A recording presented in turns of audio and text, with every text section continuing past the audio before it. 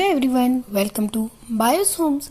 आज हम बात करने वाले हैं आंखों की फड़कने पर। जी हाँ, आज हम बात करेंगे कि क्यों हमें आंखें फड़कती है, क्या इसके सिम्टम्स है और इसके क्या कारण है और क्या इसका ट्रीटमेंट होना चाहिए। तो चलिए शुरू करते हैं।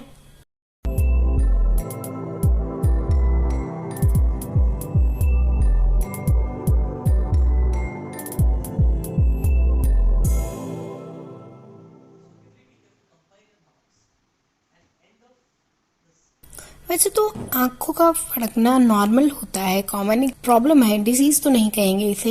ये हेरिडिटी कंडीशंस भी हो सकती है।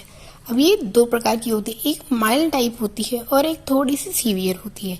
माइल्ड टाइप में ओकेशनली कभी कभी हमारी जो आंख है वो फड़कती रहती है, यानी ट्विच करती रहती है। कभी आपने देखा होगा ना, आईलाइट्स पे ऐसा लगता है कि हाँ वो अपने आप ही क्लोज होने की कोशिश कर रही है, या कुछ न कुछ ऐसा माइन्यूट सा डिस्टर्बेंस बार बार लगता है।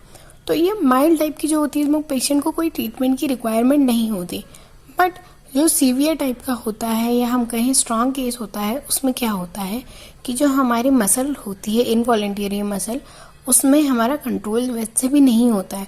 ये इनवॉलेंटियर मसल कंटिन्यू क्लोज होने की कोशिश करती है, जिससे कि हमारी बॉडी में इनसफिशिएंट फॉर्म में फंक्शन होने लगता है और यहाँ पे डिस्टर्बेंस क्रिएट हो रहा है। ये यदि लॉन्ग टाइम होती है या लंबा चलती है तो इसे ट्रीटमेंट की रिक्वायरमेंट होती है। अब हम बात करते हैं कि क्या कारण है कि आई ट्विच करती है या आंख फड़कती है। कई सारे कारण हो सकते हैं। वैसे तो आंख फड़कने का क्या एग्जैक्ट रीजन है उसके बारे में आज तक कुछ पता नहीं है, बट कुछ फैक्टर्स ऐसे होते हैं जो कि इसे करवाने के लिए रिस्पॉन्सिबल होते हैं। जैसे स्ट्रेस की वजह से, आई स्ट्रेन की वजह से, ड्राई आई होने की वजह से, यदि हम कोई मेडिकेशन ले रहे हैं तो सर्टेन मेडिसिन भी हमारी आई पर इफेक्ट करती है। इनसफिशिएंट स्लीप की वजह से, यदि हमें नींद भी पूरी नहीं हो रही है तो भी, या हम आई पर कुछ ऐसे कंपाउंड या केमिकल अप्लाई कर रहे हैं जो कि आई के लिए हार्मफुल हो, तब भी ये हो सकता है। अब इसके सिम्टम्स क्या होते हैं?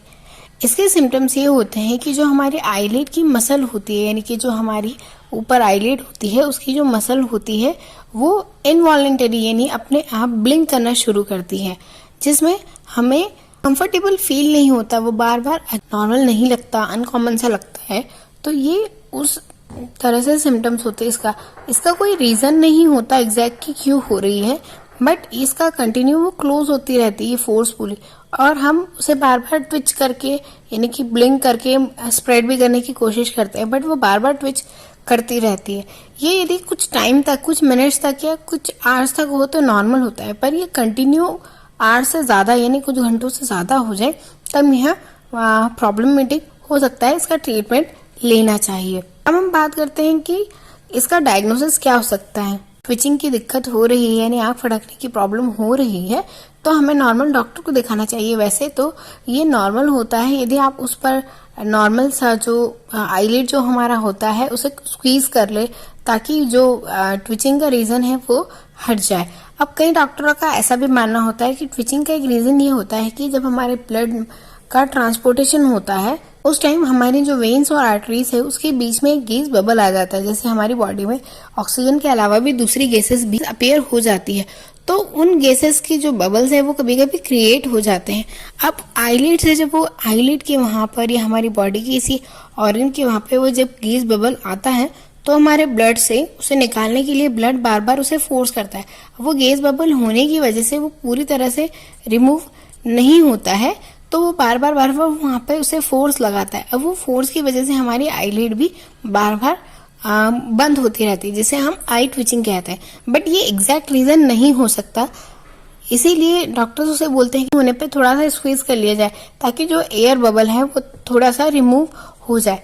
बट ये प्रॉपर इसका रीजन नहीं है। हो सकता है किसी किसी में ट्विचिंग एक जेनेटिक सिंड्रोम भी हो, एक जेनेटिक सिंड्रोम भी हो सकता है। वैसे इसका डायग्नोसिस है नॉर्मल, इसे स्क्वीज करने पे, आई क्लोज करने पे बंद हो जाती है, उसे स्प्रेड करने पर भी वो बंद हो जाती है। यानी आप आंखों के ऊपर कुछ लगा ले क्रीम वगैरह तो भी ये बंद हो जाती है, और यदि नहीं होता तो फिर आप डॉक्टर से इसका ट्रीटमेंट ले सकते हैं।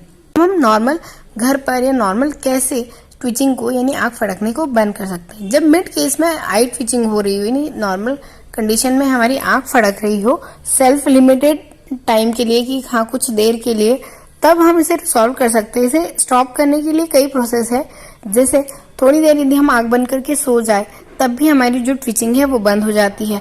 कॉफी या टी ऐसा कुछ ले ले जिससे रिफ्रेशिंग लगे, तब भी ट्विचिंग बंद हो सकती है। इसके लिए massage, head massage, breathing exercise या मेडिटेशन करने पर, जो कि स्ट्रेस कंट्रोलर होता है, उससे भी हम इसे कंट्रोल कर सकते हैं। यदि आई ड्राइनेस की वजह से हो रही है तो हम आंखों में आई ड्रॉप या फिर कोई ऑइंटमेंट यूज कर सकते हैं, जिससे हमारी आंखों ड्राइनेस है वो कम्प्लीटली रिमूव हो जाए। या फिर हम टीयर ड्रॉप का भी यूज कर सकते हैं, जिससे हमारी टीयर आए और हमारी आंखों में जो ड्राइनेस है वो पूरी तरह से रिमूव हो जाए और हमारी आंखें फड़कना बंद हो जाए।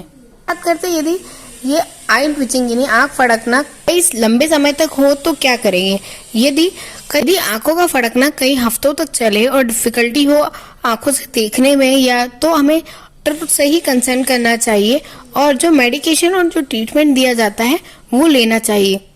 कोई बोटुलिनम टॉक्सिन का जो इंजेक्शन होता है वो आई के अंदर लगाया जाता है, जिसकी वजह से जो टॉक्सिन वगैरह हमारी बॉडी में है, जिसकी वजह से हमारी मसल में वीकनेस आ गई है, वो रिमूव हो जाती है। इसका ट्रीटमेंट कुछ सेटअप में चलता है या कहीं कुछ सेट्स में चलता है, जिसकी वजह से ये 1 वीक या 2 वीक का हो सकता है। ये टेम्परेरी भी हो सकता है और ये परमानेंट भी हो सकता है। वैसे आंखों का फड़कना कोई हार्मफुल नहीं होता। कई लोगों का मानना होता है कि ये शुभ होता है, शुभ होता है। ऐसा नहीं है, एक नॉर्मल बायोलॉजिकल प्रोसेस है जो कि नॉर्मल होती रहती है।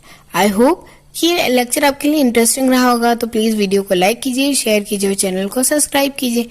Thanks for watching.